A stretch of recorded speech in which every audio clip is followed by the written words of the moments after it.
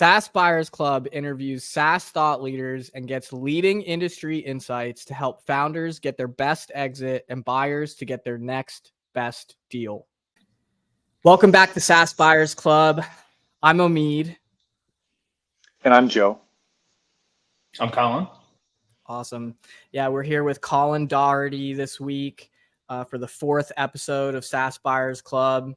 And Colin, you mind telling our audience a little bit about you and who you are?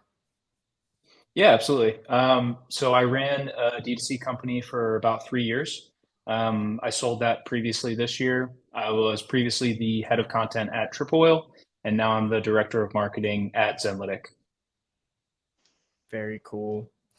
Yeah, so Colin, you have a little bit of experience with exits. You've had an exit. You sold an e-commerce company called CAMSKNS. Is that right? Yeah, CAMSKNS. You mind telling us a little bit about that? Sure. Yeah. Sold it probably 4 months ago. I used acquire.com, formerly known as MicroAcquire. Listed it on there, got everything ready, and then, pulled the trigger. I can say that the process on acquire.com was fantastic. And I want to say exceptional from a service standpoint. It's so good.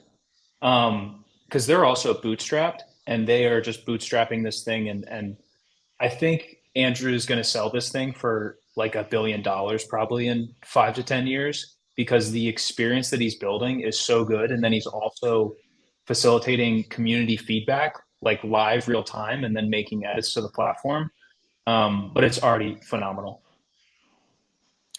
Yeah. So for the listeners out there, can you tell us a little bit about CAMSKNS, what it does, and so on and so forth? Totally. So CAMSKNS was basically, if you would think about the way that you wrap your car with a vinyl wrap, I did the same exact thing for consumer electronics. And then I started with cameras, did GoPros, drones, laptops, iPhones. And then we just started to do different patterns. And so I kind of saw on the market that it was pretty boring patterns. It was basically just black chrome, metallic gray, just really boring stuff that you would kind of just glance over and be like, all right, that's cool. That's a cool accent. And I was like, all right, what if we flip this? And what if we do a winter orange camo that's bright orange, blue, and white? Or what if we do a red tiger? Yeah. So what if we just flip the script completely, and instead of these subtle, minimal color schemes, we just go complete opposite and just go absolutely super loud. And it was funny because the louder the pattern was, the better it worked. And so it was kind of a weird thing where we just saw that it was super minimal in the whole ecosystem. And it was we're just going to do the opposite. Got it. And so the camera skin goes on the webcam, or it goes on an actual camera? An actual camera. Yeah. So you would just wrap your camera the same way you would wrap a car, and then just put a little heat on it, and it would seal everything up, locked into place. And you would still maintain the actual body and functionality of the camera entirely. So that's really cool. I like what you're saying there. So yeah, I mean, tell us a little bit more. You built this thing over 3 years. One of the things that I heard you say in your interview with Andrew was the team that gets you to 100K isn't the team that gets you to 500K, isn't the team that gets you to a million. So that was what made you want to sell the business. It sounds like you built the thing for 3 years. You got to a place where you were like, cool, we've hit a milestone. And, from here, I don't think it's me. What made you be like, it's not me? Yeah. I mean, it's a really weird question to ask yourself, because you have to realize your own limitations and be like, damn, maybe I'm not the 10 to 100 guy. Now that I'm looking at myself entirely and honestly, I'm the 0 to 10 guy. And you have to be honest with yourself. The person that's going to do the 10 to 100, it's completely different processes, completely different strengths, completely different management style. it's a whole different ball game to go from 10 to 100. And for me, that's like pretty miserable because it's basically just like scaling management systems. Um, but 0 to 10, I can get you to 0 to 10 all day. All day, I can get you to 0 to 10. Oh, that's And cool. so I love that because it's like the absolute grittiness part of it where it's like, yeah, like some of our website's broken, like our flows aren't even set up, like half of our, like everything's broken. And it's like, we're not even there yet, but I can get you to 0 to 10. But 10 to 100, I'm not the dude yet. I'm trying to become that dude though. Um, but it was just a realization with myself where it was like, I'm just not this guy yet. And I don't think I have the patience and the business can last as long for me to learn how to do that. Yeah, I hear you there. That's a really common thing I do hear, and it's a really big issue for SaaS founders in general. It's really cool that you recognize that in yourself and realized what to do about it and saw that differentiation. I've definitely seen it before where people just aren't cognizant of it. And these are smart people, so it's not like they're entirely just oblivious or anything. Yeah. Usually, really great engineers are SaaS founders, right? And so they're Yeah. able to build a great product and bring it up. But even scaling the product in addition to management systems, even how you run an engineering team does change at that stage. And so things are quite different. And so you made the decision that it wasn't for you, that you Mhm. wanted to go and spend your time somewhere else. Did you make the decision that you never want to do 10 to 100? I think I have to become a different person, right? Like I have to, like I'm not the 10 to 100 guy, but I'm trying to learn as much as I physically can about honestly about VCs right now. Like I'm trying to dive deep in the VC rabbit hole because that their whole business model is like we don't want you to win 1 to 10. We want you to win 100x and it's going to be Mm, either 0 or 100x. Um, and so I'm trying to learn a lot with that model and how these guys are thinking. Um, so I don't think I'm that guy yet, but I'm trying to become that guy actively for sure. yeah, no, Got it. that's a really interesting. Oh, sorry. I'll just kind of continue a little bit there and toss the mic over to you, Omeed. That's a really interesting point. And yeah, those are different universes. When Oh a yeah. VC is allocating a multi-million dollar check, or they have to they have such a big fund, they have to allocate insignificant sums. Usually VCs are not seeds, doing 250K checks and stuff. So they're already doing 1 to $10 million checks. And then obviously, at the level of risk that a venture investor is putting out there, they do expect a huge return. I actually have a personal look on this, and I'd like to say, and then I'll throw it over to Amit real quick. I have one buddy one day who's built a few wildly successful businesses, and he was a traditional Wall Street guy before that, so he has that Nice. traditional element to him, and then came out and has built some amazing businesses. He's just killing it. His current business, 500 million. His last business was 100 million last time I checked. And one time he told me, he said, Ooh. I think the next thing I want to do is run a business with 10 to 100,000 employees. And my response, I looked at him in aghast. I was like, why would you want to put yourself through that? that, that was my God. response. I was like, why? We didn't Yeah. have a thorough conversation on the subject. So his response back to me might have been, hey, he's built for that.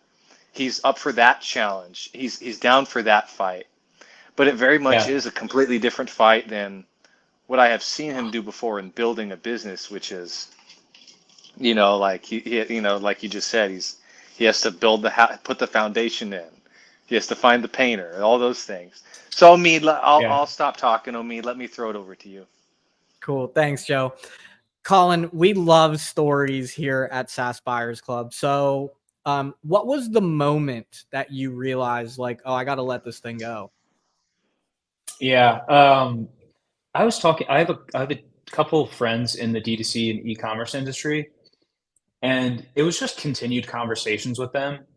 And like, it kind of was like, I was just talking with them and a couple of them run D2C e-commerce businesses. And they were like, hey man, like, you don't really seem like you're in it anymore.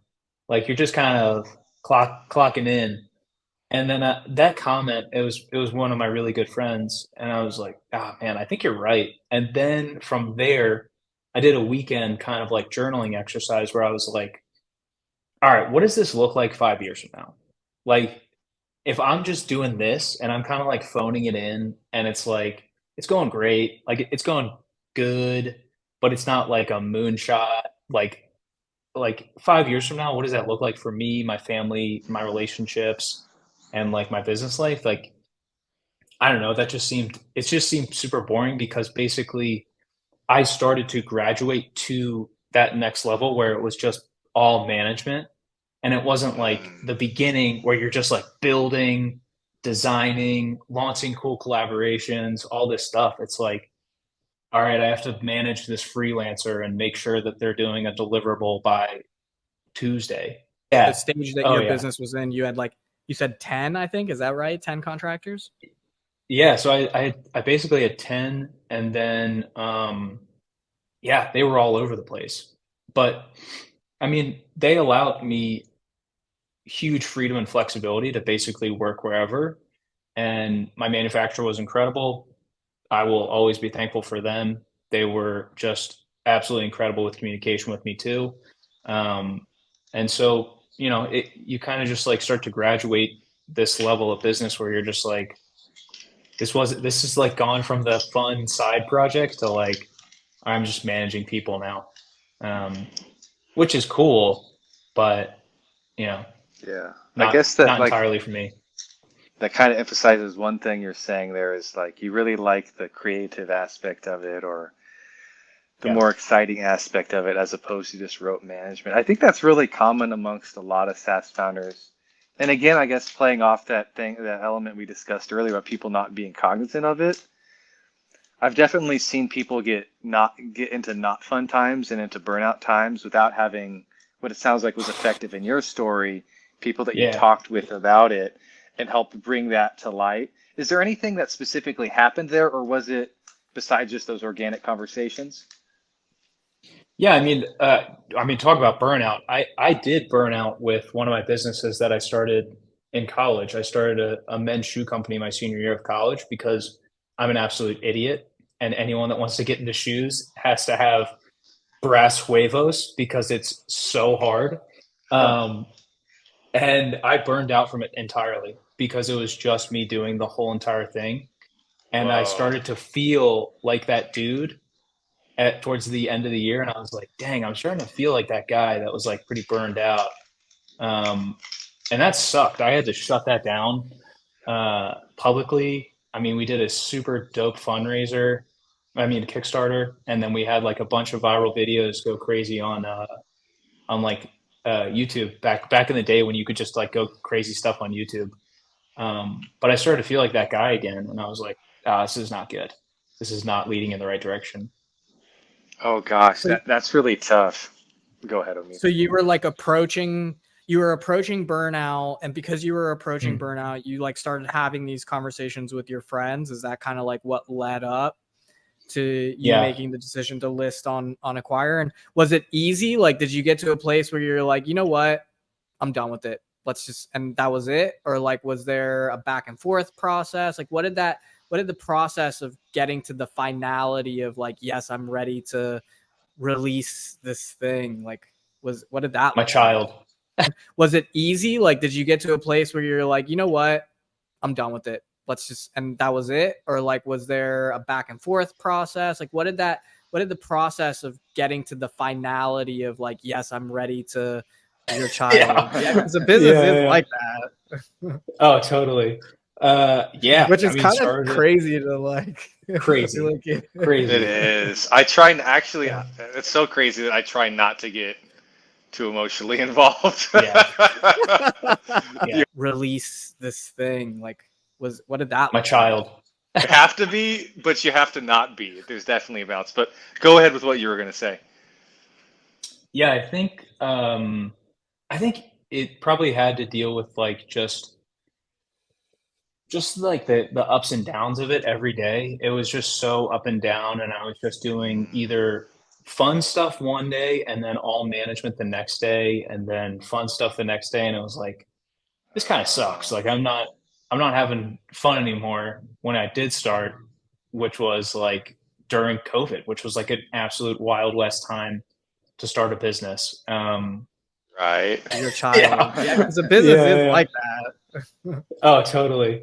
Yeah. Which I is mean, kind of started it crazy to like. crazy, like It crazy. is. I try and actually, it's so crazy that I try not to get too emotionally involved. Yeah.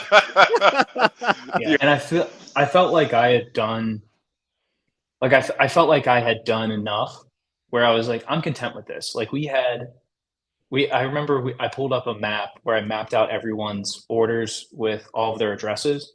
At the end of it, when I sold, we had customers in all 50 states and 72 countries around the world. And I was like, Cool. damn, I'm kind of cool with that. Like that's something that like no one can take away from me. Like we did that. That's awesome. Like it's pretty wild to just see like your child kind of like living all over the world. Yeah, I would get photos from like China and it would be like this guy just with his camera like like photographing downtown China all over the place, and it would just be like, "There's my camera scan," and I was like, "Damn, this is crazy stuff." Um, and we did that, and I was like, "All right, this is cool," but I think I'm doing too much management now. So Mm, that's really cool. I really like that. I mean, I'm definitely seeing the when we talk about burnout, what got you was the big thing was management. Is there anything yeah, in specific about that? And I know that especially for our audience is very sophisticated, gets the ins and outs of operations. So you don't necessarily need to get any detail there. And, in regards to any confidentiality obligations you have, obviously uphold that. But is there anything in specific, just from a general perspective, that bogged you down? That oh, could be just, hey, like just watching people's deliverables and making sure they were in on time was so annoying. It could be something like that. they're 100%. The top one that comes to mind is so easy and obvious, but it's dealing with the constant updated iOS systems, the privacy stuff that from Apple are like dealing with all of that and then dealing with the fallout from that is a nightmare. Like the businesses before that and then the businesses after that, dealing with CPAs and the big thing that people like never talk about, and I'm not sure why. And it's like a huge thing that was dropped wasn't like the actual attribution of it, but the big thing is the targeting. Like the targeting got crushed so badly, and it was just you constantly had to make new creatives.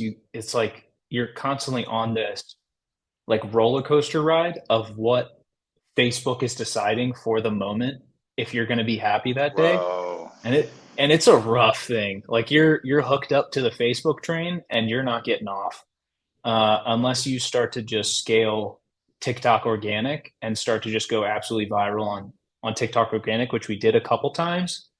Um, but it's hard. It's a hard train to get off of because it's so consistent, so reliable.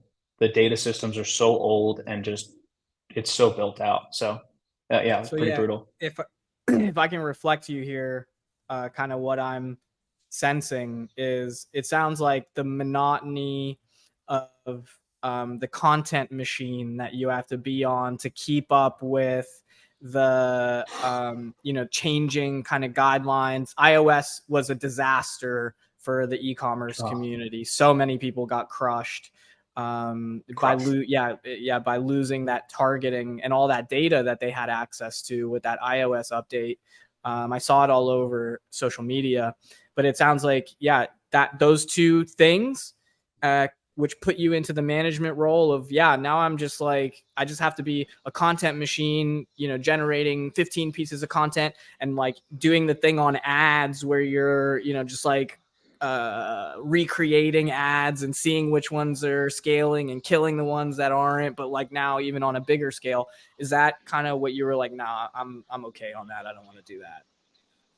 100%. Because it's like, that's basically all numbers then. So I'm basically just reading, CPA, CTA reports, and then doing management systems, which is like pretty far away from creative and building.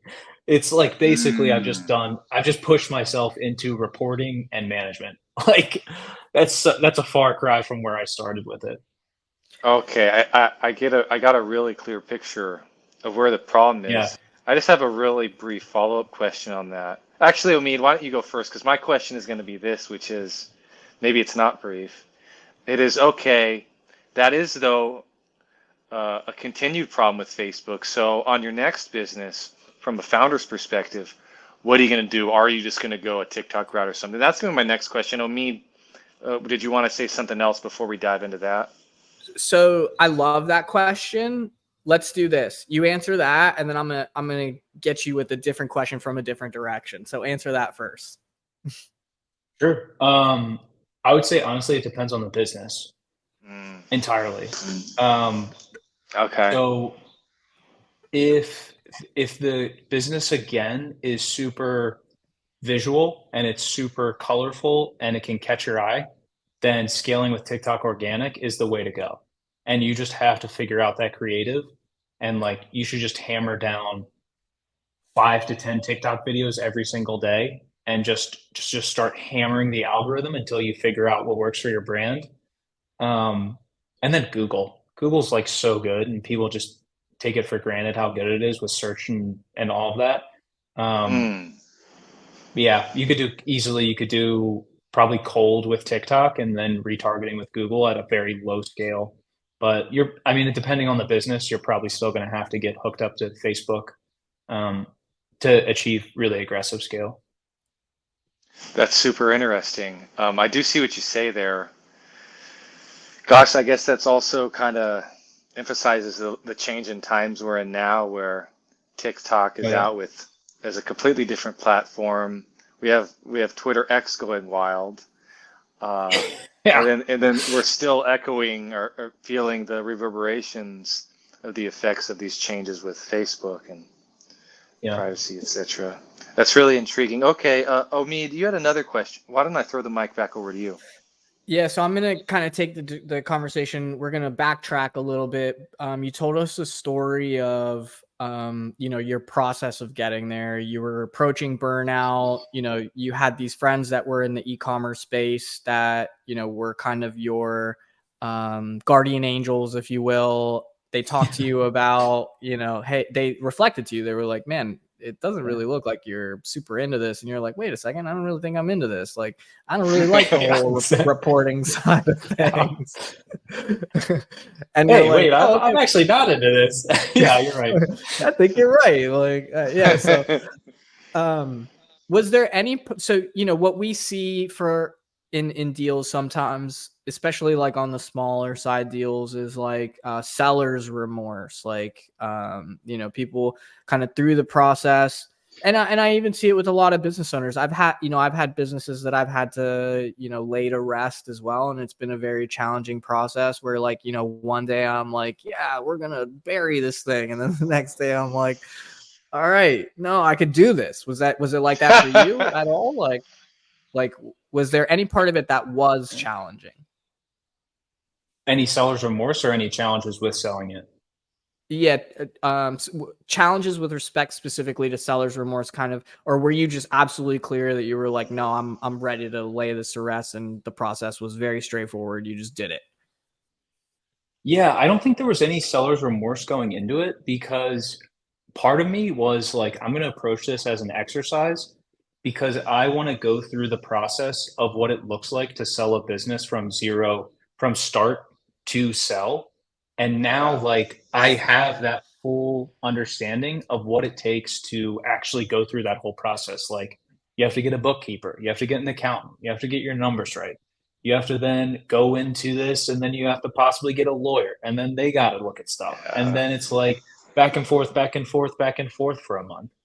I Yeah. wanted to go through that whole process. So then now, if I wanted to do it again, I basically just have like the full roster of people who I put into the process. how I would do it. And now I feel super comfortable trying to do that again. So if you were like, hey man, can you sell this business in 2 months? I'd be like, sure. Like, here's the people I would put into place and like, let's do this. Makes sense. So it sounds like it was once you made the decision because of that journaling exercise, which I want to ask you a question about too. I want to know what the journaling exercise was, but it sounds like once it was there, you were the kind of place, the mindset that you were in was actually one of like curiosity and exploration of like, it sounds like you pulled the map up, you saw your baby had grown worldwide, you felt proud, you were like, I'm ready to let this thing go, man. Go out into the world. And into my bank account as well. That's true. That's also true. And we can talk about that too, because like it's weird. There's like a weird thing. People are like, oh, like how does this happen when you get paid? Like, is it some weird thing? Like, no, you just get a wire transfer directly to your bank account one day, and then that's it. And then you like nothing happens to you. I thought like, and this sounds so dumb saying this. You think that like something's gonna happen to you in person when it happens, where you're like, the stars are gonna align, or like there's gonna be cool stuff, or like I'm gonna see a shooting star, or like I'm gonna get a cool call. No, you just get you update your bank one day, and there's a bigger number than there was there before, and you're just like, oh, I guess that's really it. And then you're left alone. Like there's nothing after that. Like there's very much like a couple days of like, who am I? Like I feel weird. Like, all right, walking around the house just like, what do I do again? Like Wait, I don't even know that's who I am what. right now. Wait, sorry. Like, let me get it on you there. That's exactly what I was going to ask about. I was going to ask you the opposite. So you said, hey, you thought something was going to change. Did Yeah. you though instead? The experience is different for everybody. Did you though instead feel like a substantial amount of like peace? The noise is gone and emptiness. Like all these things you had been doing, like you don't have to go here or there anymore. Did you feel that? For like 2 weeks, and then you realize it gets super boring again, and then you're like, oh wait, I need something to do because I don't have like a purpose now.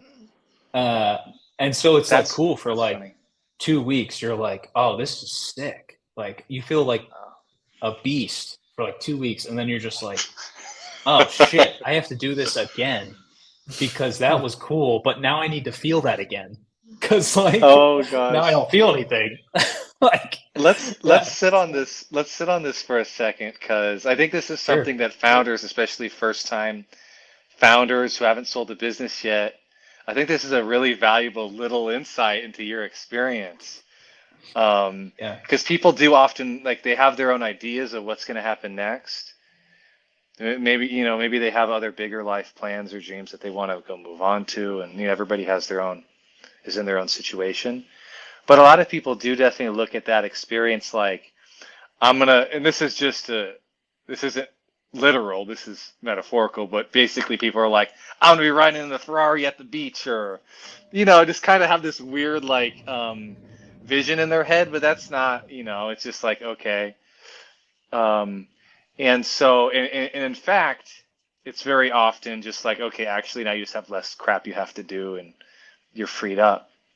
And so I like how you said, but the freedom only lasted for a few weeks, and then you're basically your old conditioning, your old interests kind of were re-triggered, and then you needed to respond to those and get back to maybe what you loved, or maybe you kind of went back to, yeah, did you go back to what you love right at that Yeah. So I moment, that mean, that 2 week period? Like what happened on the second week or the third week, I mean. yeah. Yeah. So I mean, at that point, you're just like, now I want to play the game again. Now I want to like start like being in the like I just want to start testing stuff and start building again. Yeah, because like it's so weird because like there's that old saying, it's like wherever you go, there you are. And so all of your characteristics and all of your dispositions that you have with, building a business or how much you want to do it, like it's still there after you sell. And now you're just like, a dude that has this skill set that has no outlet. And so you're like, all right, now I need an outlet or else I'm going to go crazy and my girlfriend's going to be Yeah. furious at me. And then that's going to be a nightmare. So like, let's figure out this outlet. Gosh, no, that's so true. That's really common. You see that with like retiring boxers. They need to get back in the ring. Yeah. Mike Tyson is knocking people out still today. Yeah. Um, I would definitely say that there's two sides of the coin there, and maybe this is just something I want to say you take with you, and maybe it's something for people in general, the audience, is that there's definitely two sides of the coin there. One is, okay, I want to go reapply myself. I have these skills. Let's go build something else. You have all that value. Maybe you really want to create something else. Maybe like yourself, you're young and healthy, and there's a lot more you can go get at. You're not at the age where you're like, oh man, I need to retire. There's that side of the coin, but there's also the other side of the coin too, which is breaking free of prior Yeah. conditioning and maybe doing something a little different with your life. That's not necessarily for everybody though. So I say this with immediate disclaimer because some people want to go, become a mountain climber. You know what I mean? There's people take tangents at that point. That's a very Yeah. frequent response and decision there. And I'd say both are fine. I mean, it's definitely on people in their own journey, right? And so, but that's an interesting kind of demarcation point for SaaS founders to be like, okay, like maybe they're even exiting with the intention to go do something else, or maybe they just wanted to get out. Like in your case, you were just like, hey, like I built it, it's good. Like I'm ready to enter my next phase. So yeah, there's definitely a whole situation there. Omeed, what do you think about that? Yeah, no, I mean, it's what we hear a lot, right? So, seller sells, goes on for like older gentlemen, they end up on the golf course for usually right around like 2 weeks, maybe a little longer. And then playing golf every day just gets old. I mean, I don't know if I would get tired of that, but like So there's you know the PayPal mafia, right? With David Yeah, Sachs and all that. So yeah. Sachs, when he got his exit from PayPal, he did the year on the yacht. And then he Hmm. talks about this all the time on the All In podcast. He's like, but then you get bored. And then you realize you're still the same dude and you still want to do stuff, but like you can only like I promise you, like all like you'll just be like, all right, well, I still need to do something. Like Mm. even for retirement's sake, like I don't want to like fully retire and then just never do anything. That sounds like, what am I gonna do? Watch Netflix all day? Like, God, that Yeah. sounds horrible. I I actually have a little bit of a different perspective on this. I know a lot of people look at that way, but I'll share my perspective. I actually, what happens with me, and I've had a few prior businesses I exited in various circumstances, and also obviously as an M&A attorney, over 100 transactions, just going through that Nice. process. And so my position is actually this. Uh, And it's definitely so. I guess to kind of preface that a little bit, it's kind of like I'm a little more laid back about things, and I don't really, like I like to do things I like to do. You want to know like Go the ahead. fun thing that like we did now after the exit? We're gonna get a dog. And like Oh, that's such a normal thing, but like that was kind of like our celebrate like way we officially adopted a golden retriever, and oh gosh. he's coming on home. But I was like once we do this, like we should get this little guy. And it's I don't know, it was just kind of like he's a little reminder, and he's gonna be a ball of happiness. So I'm excited. It's Oh, not that it's not crazy, but it's that's like cool. we can hang out with that's him. your mark. That's your mark of Yeah. celebration. Because one of the things that I heard you say was that the experience was like very anticlimactic for you. Yeah. Like it was So anticlimactic anticlimactic. in that when closing happened, you were like, "Where's the dancing lobsters?" I have a different perspective on boring, and so for me, when I look at that, I actually then go and question that, and I say, okay, well, what do you desire so much that you're bored? Why are you addicted to excitement? Because a lot of people, especially founders, they're in the rough for so long. They're constantly pumping with adrenaline. They're constantly waiting for the next fire. They're constantly firefighting. They're constantly dealing with employee problems, customer problems. They get, I'll use the word addicted, though it's not the actual word I intend here. They get addicted to that situation, and they kind of need to be back in the adrenaline. And so that's an example of what I'm saying here about, so does boring, and I'm not saying this is your case, but this is for like general people like the audience. Does boring mean like you're not flying that fighter jet, engaging the enemy? Is that boring? It's an interesting question. When I visited that question myself, the first time I had this experience was when I got a job at a law school. You spend 7 years to get your job at a law school, right? And a few $100,000 later. And the question is, are you going to get a job? And so like a week after landing a job at the #1 international M&A law firm in the world in their Tokyo office, the office's rent was $500,000 a month. And it was only half a floor, and there was only like 8 offices in the office. It was like, it was the most expensive office building in Japan. And we were just killing it. And I was sitting there, and I remember staring out through the window in the smoke room. I used to smoke cigarettes. And in Japan, there's a smoke room on every floor of every building, by the way. Love that. It's so funny. Absolutely love that. And so I was in the smoke room, and you have this like 31st floor, like Tokyo skyline, looking out. And I was like, man, like, I don't feel any different. I was like, I just got this sense of calm. And it was at that point where I realized, I was like, oh yeah, I don't need to be like chasing dragons. That was my conclusion. Was definitely the opposite of yours. But again, like I said, I still like to do creative and cool things. But that's some sort of takeaway. And it's important for sellers, and it's very important for buyers to think about that too, because buyers want to make sure the seller's happy with the sell. Yeah. And the sellers definitely want to make sure they don't have buyer's remorse, like Omeed raised. That's a huge problem. It would really suck if you sold your business and had buyer's remorse. Not when I say you, I don't mean yours. I mean like people in general. That would be really terrible. Just imagine like you're like, I can't go back to my office anymore.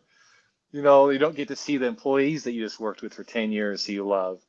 It is definitely a tough thing to deal with. That's what earnouts are for. Yeah, you get to be the old guy, or whatever age you are, but you get to be the old guy hanging around with an earnout. That's true. And I actually want to point something out, Colin, which it's like the anticlimacticness. One of the things they talk about for startups that's so important is like celebrating the wins along the way. And Joe, this is something that you hear me say all the time. Oh, that's right. Where it's like we have to implement a culture of celebration for ourselves. Yeah, I agree with that. That's true. That's true. I like that. I mean, throwing it back a little bit over to Colin though. So you celebrated your win with the golden retriever and probably other things too, right? But that was one thing. Are you planning on having kids? What's that looking like? Maybe someday. But I am 28 now. Probably going to wait a little bit longer. I still consider myself a young gun, even though my legs are starting to hurt, my knees are starting to hurt, which is like crazy to me. Like go ahead. I got the back of a 60-year-old and the knees of like a 50-year-old. I don't get it. Like, what's going on here? No, that's sitting at called turning 30, bro. It's brutal. It's called called sitting in a computer all day. Athletes don't have that problem. Yeah. You just have to get more blood flow, and you cannot sit at a computer all day. That, especially as a marketing guy, it's like, I know people who try to do the standing desk. I can't do it. I'm trying. I don't like them either. I'm not sure that guy. Me neither. I like to sit down and like dissolve into the chair. Everyone is always like, everyone's blown away when I tell them this, but my favorite place to work is either the kitchen table or the couch. Ooh. Oh, that's cool. Nice. I like that. I actually love doing calls in the kitchen because I can just sit there and eat the whole time. Yeah. That's where I was when when we started the call earlier. I was in the kitchen making food. I I love this, and I don't know if anyone else loves to do this. I love working in like a completely blacked out room with my AirPod Maxes on, and then it's like there's no like outside because I'll get like too ADHD, but there's no outside sensory stuff, and then it's just like I don't know, it's just like Hans Zimmer that's going through Yeah. my AirPod Maxes, and then it's just me and then computer screens, and then everything else is kind of blacked out. I love that. Like I love that's to do like that. you can lock in with that and knock out like 2 hours, and then you just look up and you're like, "Whoa, I just worked for like 2 hours straight and nothing. That was beautiful." That's the equivalent of like corporations putting people in windowless rooms. No, it's oh my god, no, it sounds so horrible. no, when you say it. I'm talking like full dark, pitch black. I love know, that. which is even more like corporate, I'll- like get to work. No, Yeah. no. I actually do what he says, Omeed. I actually love doing that. My so I know my you, take on you it. work in a dungeon too, Joe. You just built your I love dungeon it. in the basement. I love it. I literally love my just built dungeon. an office for the sensory deprivation purposes. But It's so- actually, oh, go ahead. No, it's so good. Oh yeah, it's so good actually. So my thing is the same. It's the same thing, and it's like if I'm doing that, and then Okay. somebody like calls me, like I'm just like Oh. instant off. I'm like I'm doing something right now. Like I'm in the middle of work, unless it's urgent, or I like I look to see who it is, unless it's urgent or something, and I'm just like out. I'm jacked into the matrix at that point. You don't live on Do Not Disturb? Not during office. Definitely I do. I do outside of 1 to 5 Definitely p.m. does. I'm outside of 1 5. I have to have office hours because we're a law firm, and you have to at Oh, least let the God. clients try to call in case it's urgent. If that's important. But yeah, I love what you're. I wish I could live on Do Not Disturb the whole time. You It gotta. definitely does. Definitely No, does. You should 90% of the time I am, but not office hours, 1 to 5 p.m. you should set up. There's a setting in Do Not Disturb where you can add Do Not Disturb except these contacts. That's what I And do. then- Oh! Yeah. Except these contacts. So then Then add accept all your your hours. clients. Yeah, add all your clients as those contacts so that no one else can get through. The only person that can get through on my Do Not Disturb, and I have it set 24/7, is my girlfriend. And that's it. My parents can't even get through.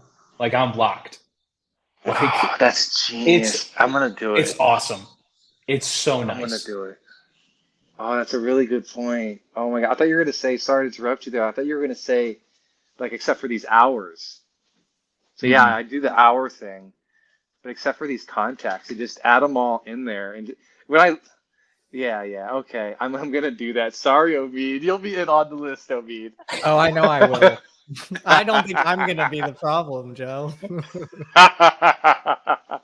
Oh gosh, that's so good. I love that. Yeah.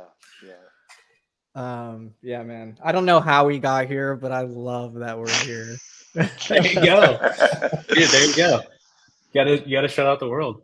So to kind of get the conversation back like into the zone of like what this podcast is about. So we've like covered how you got to wanting to sell. We covered the process. Did you tell us what the journaling exercise was that you did? I'd love to hear what that was. Just to get a sense. I love journaling practices. So what was that journaling practice? Yeah, it was legitimately Saturday I went to my apartment pool and I wrote at the top, what does this look like 5 years from now? And then I just started to list every single aspect of my life. And then I was listing like energy levels, happiness levels, relationships, all this stuff. And and then just kind of took a pause for a sec and then just read it over and I was like, I'm not sure if I'm cool with that. Like, I don't think it looks, I don't think I want my life to turn out like that 5 years from now. So it's kind of just like pen to paper really like provides a ton of clarity and then is also able to basically get rid of the power of those emotions because you just trap them on paper and it's just very objective. Like, here's what's going to happen. It was super powerful. It was a good exercise to do. And do you mind sharing, like, what were some of the things that you saw yourself in 5 years doing, and like, how did you feel about those things? Do you remember? Yeah, it was just the same stuff. So it was like I was basically on this hamster wheel, and it Mhm. was like, okay, you either have to figure out how to become the 10 to 100 guy, outsource that, hire it out, or we're gonna maybe have to go for a fundraise, or you could try to go for VC money. That's gonna be a whole nother process. That'll probably take 6 months to a year because you've never done it. We're gonna have to learn how to fundraise from VCs, probably eat like 300 rejections because VCs don't want to be involved with D2C anymore. Okay, now our evaluation is kind of weird. And now we're on what a lot of people, my friend calls the crack train, where once you take VC money, you're on the crack train. You have to hit revenue Mm. numbers. You have to hit VC numbers. And there is no, oh, but we're going to scale down. Like, no, you're either going to hit the numbers or you're going to go out of business, dude. And so there were those options that were presented. And it was like, God, none of those seem really fun. I didn't really seem like that seemed like a fun time to me. Yeah, I don't think that's the full picture necessarily with VC numbers, but just that one little specific thing of, and Little I've bit. done a lot of VC deals, right? Sure. And so from a lawyer's perspective and raised VC myself, so I hear where you're coming from. It's not necessarily the case that, you need to go out of business or increase numbers, but generally you could say that that is the main thing, and there's a lot of other problems that come. Now you got other people that are hanging around. Oh yeah. You can't just do your own thing. It can get in Oh the way of yeah. creativity. You have to work with the right VC. You have to find somebody who Mhm. knows your space. You have to find somebody who you can work with. That's a huge process, and that could even take more than 6 to 12 months. That can be like 100%. a career long thing. I guess part of me, even though I make fun of VCs all the time, part of me also wants to defend them because, I understand where they're coming from. And I make fun of them only in 100%. respectful, professional ways for, certain things that I don't view as the best practices that I've seen VCs do. But on the other hand, there's tons of great practices that a lot of great VCs do use. So yeah, I hear you there. That journaling exercise sounds like it was killer. It sounds like it Definitely. really helped you reflect. And I'm sorry if you already said it. What was your impetus into doing the journaling exercise?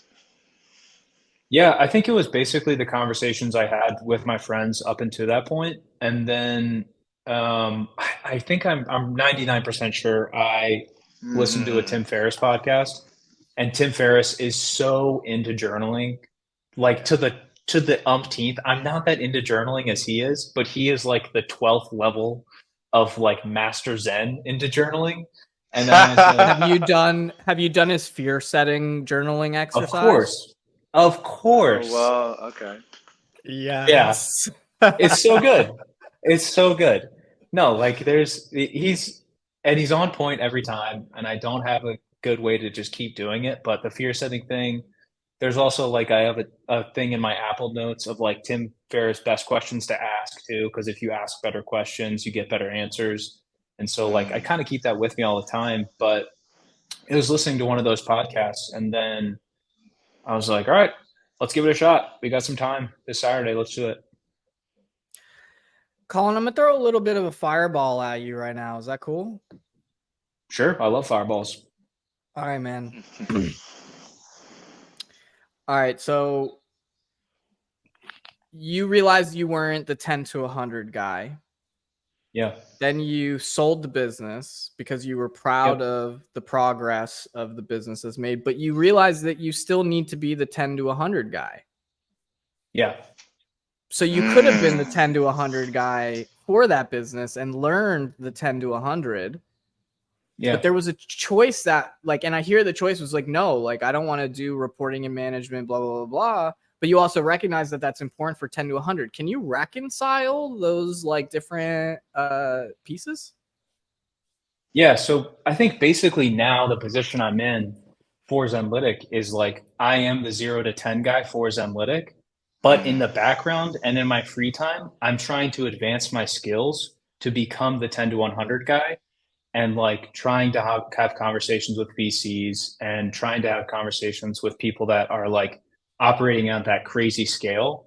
And so now I kind of like, I get to still play the game at the 0 to 10 guy, but now I get to also learn really aggressively and have like pretty wild conversations that of like, okay, how do I scale this thing super aggressively? So now I get to kind of play both games while developing into the person that needs to be that 10 to 100 guy. Understood. And it sounds like, and correct me if I'm wrong, but the observation is for CAMSKNS specifically, again, you pulled up the map, you were proud, you were like, cool, Yeah. I don't need to be the 10 to 100 guy here, but you also recognizing like, it's not that I don't want to be the 10 to 100 guy ever, just not here. And I want to experience the M&A process so that I can feel what it feels like to sell a business and, you know, go through that experience so I can be an experienced, you know, entrepreneur, at least in that realm too. Is that right? I would also say like the market shifted. Like VCs and you guys can probably attest to this. VCs and basically everyone started to look at D2C and e-commerce in a different light. And like you have to go where the puck is going. And I think like I don't think all of e-commerce is going to burn down tomorrow, but there's like SaaS, there's AI, and these industries that are sprouting up that VCs are like semiconductors, if you want to get into it. But there's these industries where like they're super interesting. They have crazy multiples if you can make them work. And so it's like, why would you waste your time and the years that you have on not moonshots? Like, and you know, that's starting to think like a VC a little bit, but like, why are you wasting so many years for like such low payout opportunity in this certain space when you could switch it up and go to SaaS or go to AI or whatever, and then your moonshot potential is so much better to have 100x return? Why would you not do that? Like the years are going to go by regardless. Yeah. And at worst, you're going to learn a ton about the industry, about the space, at the very worst. So, Yeah, Omeed, I want to take the conversation in that direction, and I want to cap off where we were at with the last subject too. Just touching on a little bit of what you're saying there, I totally agree with you. Yeah, a lot of people do have that point of view. It's like if I'm going to spend time on it, I want, it's opportunity cost. I want the biggest potential return for my exactly. time. And yeah, SaaS, a thing we talk a lot about is SaaS, you get higher multiples. That's a huge deal. Mm-hmm. And there's so many other reasons that SaaS is great and has been for a while. And let's get into that. Capping off the prior subject though, I think it's really important that we kind of sit here and recognize for the viewers kind of where we're coming from, which is, you're a seller talking about your sales experience and also your personal experience that led up to that, which is something that everybody goes through when they're selling a business and that buyers need to be cognizant of when they're buying a business. We always tell our clients when they're buyers to make sure that they go, well, unless they've already had this conversation, we tell them to make sure they go talk to the seller and find out why are they selling. It's a very valid, what happened to you is super valid. It is one of those good answers, which is, hey, like you just can't take the business to its next stage. And here you can show it's growing, but you don't want to do this stuff. Somebody else can do it. Maybe somebody else already has a team in place or whatever. Again, not getting into the specifics of your deal. Maybe somebody already has a team in place that they could just strap that onto, people who could do the stuff that you discussed earlier. So it's really important for buyers to ask those questions and to know what's going on with the business. We look at that as part of the due diligence process for buying a business, but it's also just common sense. And it's also good for buyers to, and your more let's say experienced buyers have a routine in doing this, but just it's really important for sellers it's really important for buyers to get to know the seller and not just the seller's business. Yeah. because you'll learn a lot about the seller's business by sitting down and learning a lot about the seller and not just having like a conversation with him about his business. That's definitely a great way to start sussing out any risks up front, or basically everything you want to know about the business. So that's kind of how I'd like to cap off that conversation. And now taking us forward a little bit, you've raised up the point about, hey, in SaaS, it's just a bigger opportunity. In today's market, sure, but definitely in the coming 5 to 15 years also. Why don't you tell us a little more about why you see that? And also, I'd like to hear about, talk about, so Zenlytics is a SaaS business, right? Yes, that's correct. Okay. Okay, got it. And so why don't you tell us also a little bit about, how you see yourself taking advantage of the buyer or the seller's market while building a SaaS business moving forward too? Yeah, I mean, you can see that the market shifted pretty aggressively away from D2C, and it's moved to SaaS. Yeah, I mean, you can see the opportunity inside, and you can see the opportunity with AI specifically, and that's a huge component of what Zenlytic does. It deals with large language models, which is a massive trend that you see right now, as far as like ChatGPT, Bard, or Cloud, or all these guys that are getting churned out by the big guys.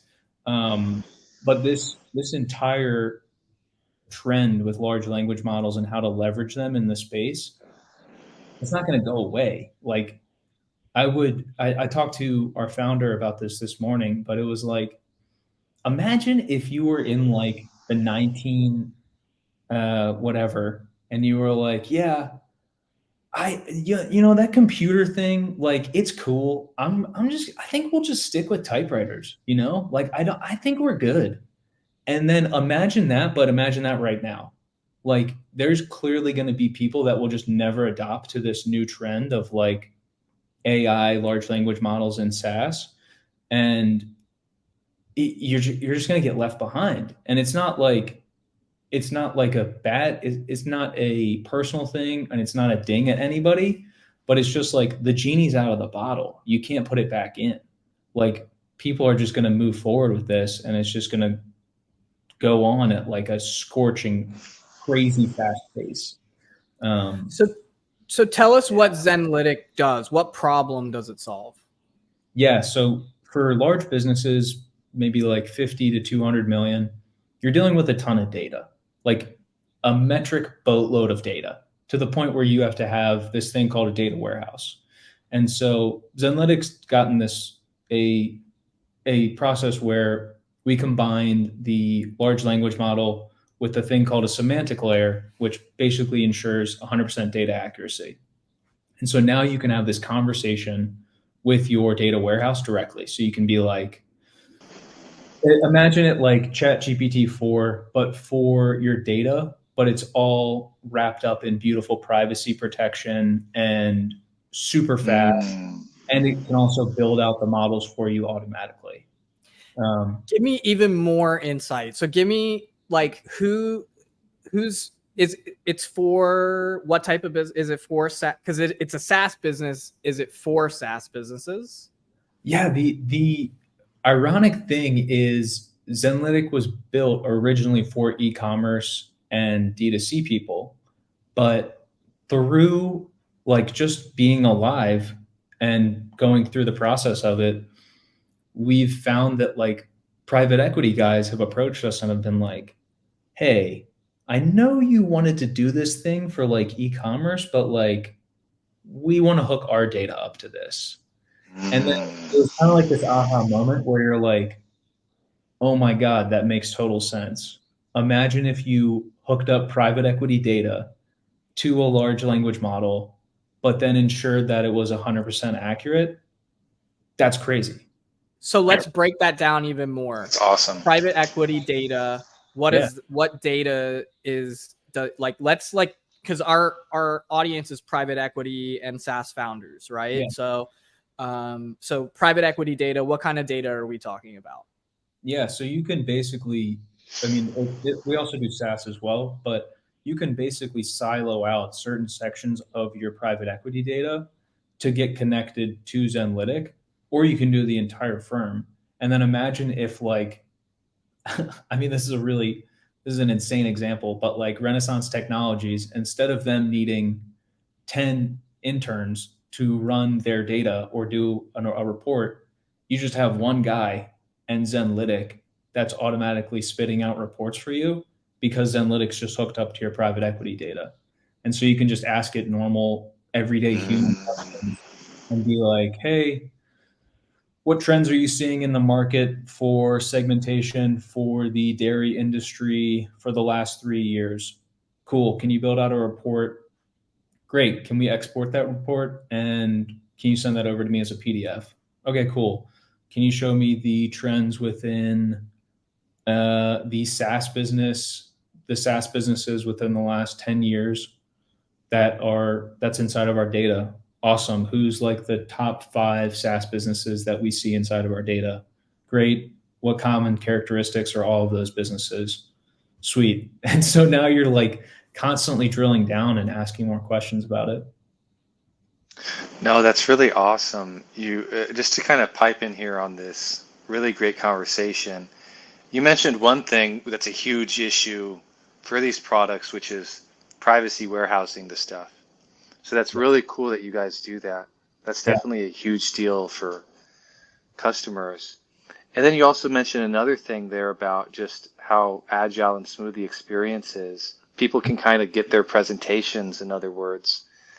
After a short conversation with the computer, you can just print off the thing you wanted to present or read, as opposed to waiting. That's a really great experience. I mean, there's definitely a limitation as to the data they have, but this is for people with the data. So how far they have quantitative versus qualitative data, etc. And so, gosh, I'm just kind of reflecting on what you're saying there. That's awesome. Omeed, you should keep shooting your awesome follow-up questions. I think this is Awesome. really insightful. Yeah, I mean, the piece that stands out for me, I'd like to get even clearer on the data in terms of what are the data inputs that people are putting in that gives them the outputs. Joe pointed out, it's for the PE firms that have the data. So to, even get even clearer for the private equity firms, like, so that they can know, like, yeah, we have this data. Let's totally plug it into. So what is that data? Yeah, so it's going to be the data inside your data warehouse. Basically, you can streamline all of your Excel reports and everything that you have, and anything that's involved in your data warehouse, you basically just have to categorize that, which is what the semantic layer is intended for. And so the semantic layer allows for 100% accuracy because it's basically, I would describe it as like a dictionary for your data. So like you can say like, hey, dairy means this in the semantic layer. And so you're connecting all the nodes. So then when you start to search and do a query inside of Zenlytic, when you say, hey, show me the dairy sector, blah, blah, blah, it knows exactly what it is because you've already connected the node in your data warehouse. Okay, yeah. So it's like, they might have data around, all the dairy companies from the last 5 years, for example, and their P&Ls or, maybe, the core numbers. All of it. They take all that, they, place it into this Zenlytic system. They attribute it, to a certain semantic keyword that the processor understands. When this keyword is applied, it means all this data. So, okay, I got it. Understood. Yeah. I have clarity. Yeah, go ahead, Joe. I have a question on that. So yeah, no, that makes a lot of sense. Let me kind of throw another example at you. So I'd like to kind of talk to you a little bit about what you're talking about there with applying the PE data to your software. So for example, like I think one use case may be, and it kind of sounds like you guys, you have this product and is it true that you're entering into that space as a target consumer? Is that correct, where you guys are at right now with your product? What do you mean by that?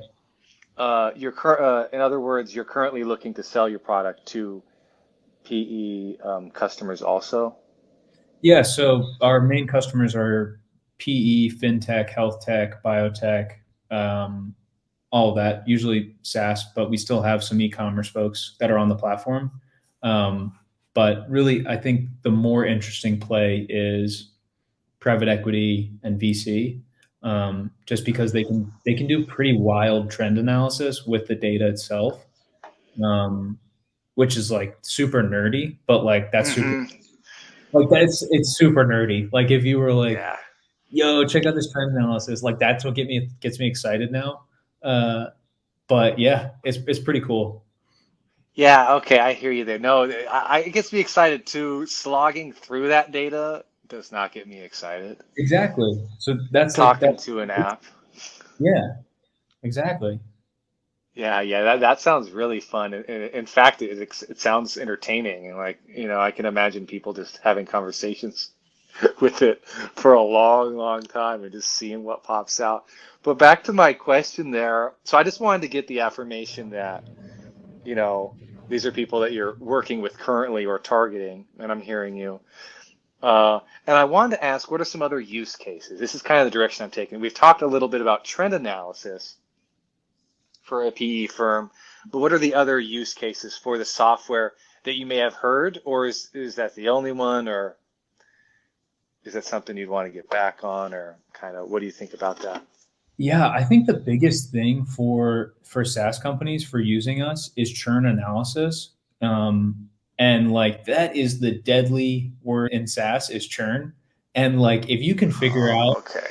why customers are turning off, what's causing customers to turn off, what key inflection points, like if customers hit these 5 demographics, then there's a 95% chance they're going to churn off. Like you better get ready.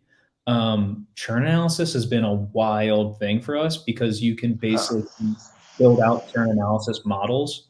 And again, super nerdy data stuff, but crucial for a SaaS business because like churn is death essentially.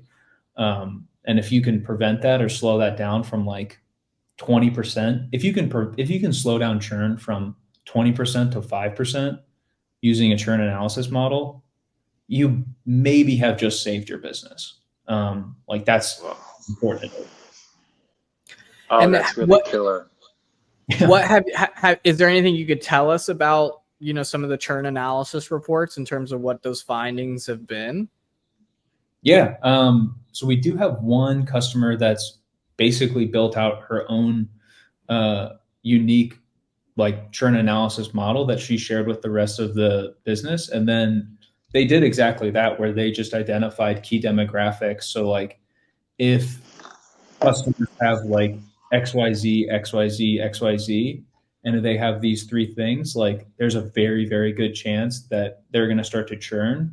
Okay, now we need to make sure that we prevent that we don't get those people anymore because those are just going to be in the churn cohort. Like then we can look at the other cohort and see the least applicable people that churn with these characteristics. Why don't we just go after these instead? Because this other cohort kind of sucks and is churning all the time. Like, let's just go after the easier one. So that's kind of how we've seen it built out within our current customers. Joe, do you have a question? Because I have another one loaded up. No, go for it. It's super nerdy and it's yeah. No, but I think people listening to this are just like us here, a bunch of nerds.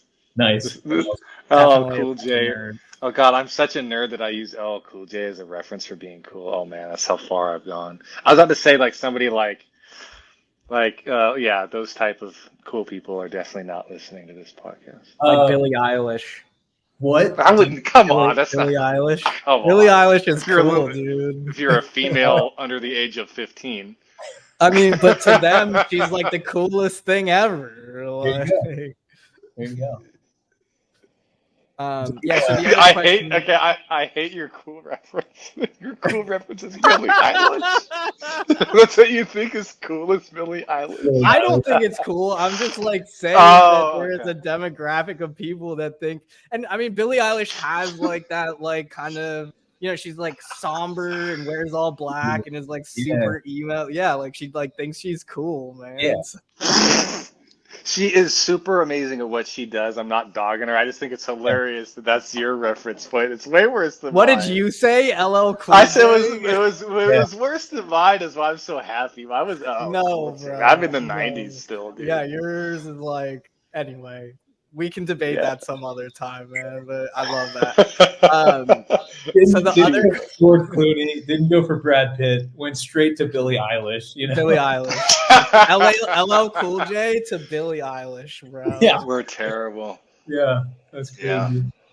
Yeah. So the question that I have for you is, we talked about how Zenlytics is really doing interesting things that other businesses aren't doing, specifically in the SaaS space, that are contributing to you all crushing it. I'd love if you gave us like more insight and what that looks like. Totally. I mean, I can give you a direct like strategy one. We switched from gated content to completely ungated content, with the flip side of that being retargeting with demo. And you can just take that right away. So like running ungated content ads to Zenlytic website, you're reading a blog about Zenlytic, blah, blah, blah. You're reading a really good guide. All of it's ungated. You can get it on our site right now if you want to. Then the retargeting of that is just a demo, like a Loom demo. And that's the whole thing for lead gen for a huge portion of the lead gen. And it's like, because everyone in SaaS is like, cool, let's make some guides, let's put it behind a gated thing, so then people will give us their emails, and then we can run LinkedIn ads and try to grab their emails with that. And or we could run Facebook like lead ads and then grab their emails like that. And then you're going to spend so much money. Or you can just flip it, give them the value right out of the gate, ungate the content, give them all the value, hit them with a retargeting video ad of your demo of your product. And so now you're just like, it's so much more warmed up. And then you can also hit them with other retargeting stuff too, like free trial and all that jazz. But just it was such a contrarian thing, because like, I think everybody tries to do that gated content move and it just does not work. I really like that. I think that's very insightful there, particularly for our audience. Is there anything else you'd like to share that I'm hearing you there, that being a big deal. Is there anything else that comes to mind? Is that really the big one? Yeah, I think another thing, and one of my key like ethos things moving forward, is the fact that I am trying to position our two founders, Paul and Ryan, as basically thought leaders inside of the data space. Paul and Ryan are basically borderline geniuses. They both went to Harvard, graduated, and went to school together. One went down the CTO path and is like the genius engineer. The other one went down the consulting path and then the VC path, and is just absolutely genius in that regard. And so I have these two people, and I want to showcase them as much as physically possible on LinkedIn, on Twitter, and in as many conferences, on as many keynotes as possible. Because basically what happens is I can try to sell you guys on Zenlytic and all that jazz and whatever.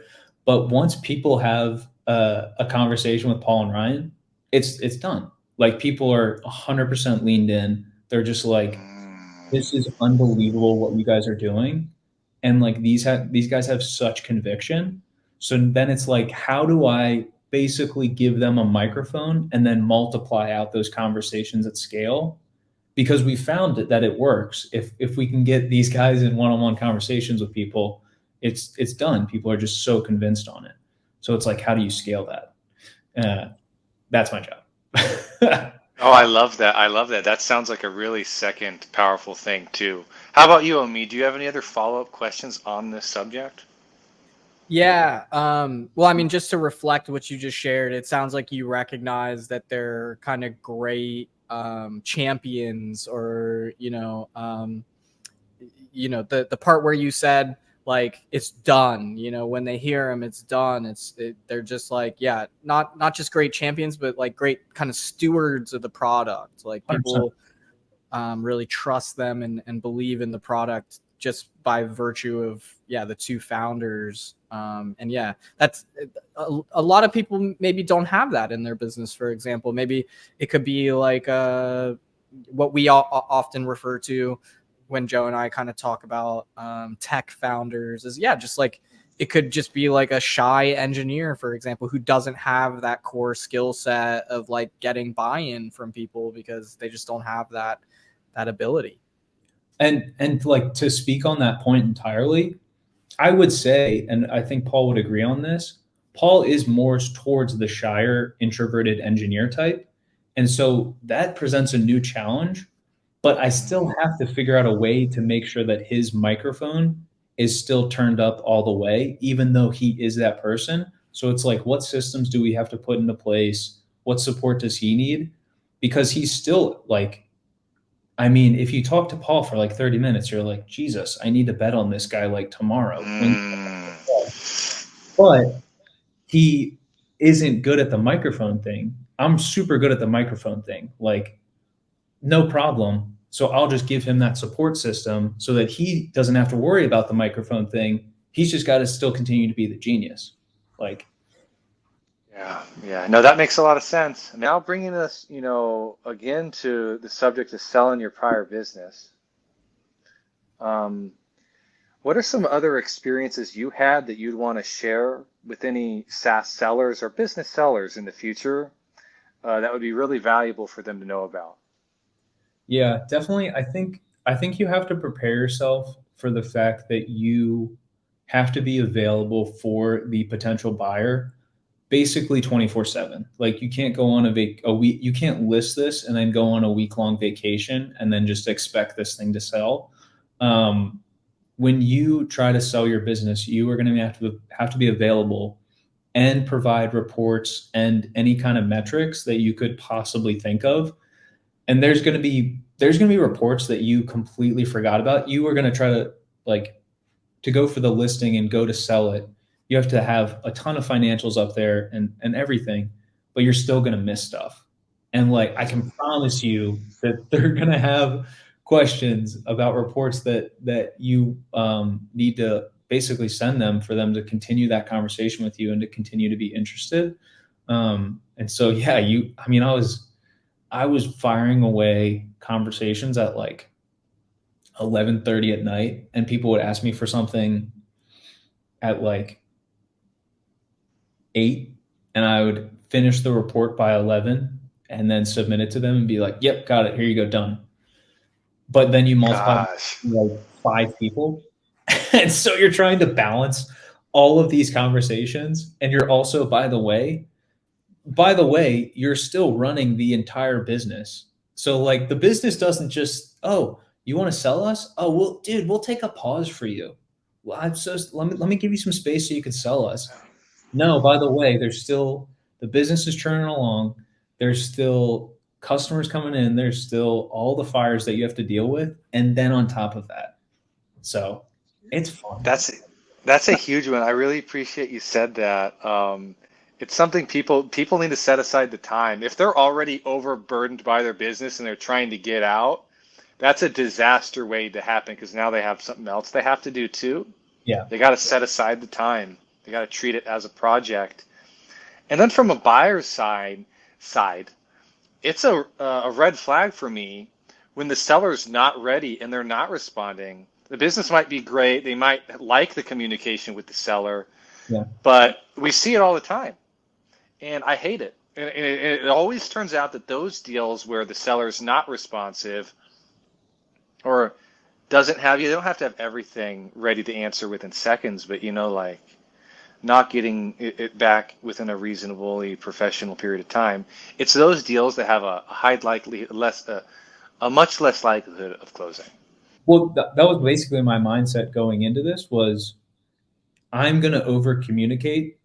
And one of the reasons people aren't going to pull out is because I didn't communicate enough. It's going to be because they don't like the business or the business model. I promise you, it's not going to be on the fact that I didn't communicate enough, because I'll over communicate. They'll be like, hey, by the way, like, I'm naming my dog this. And they're going to be like, dude, I didn't need to know that. We asked for your Instagram metrics for like January, and you gave us your, and you also told us your mom's name too. Like what? Like, I'm giving them all of it. So I mean, That's that's awesome. great, you know, because so much of the deal is relationship. So if you're showing up in the relationship like that, of course, like people are going to want to buy your business just by the fact of like that you're building great relationships. Joe, what were you going to say?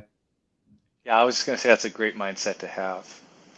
You know, with that in mind, I feel like we touched on a lot of really valuable pieces of content here.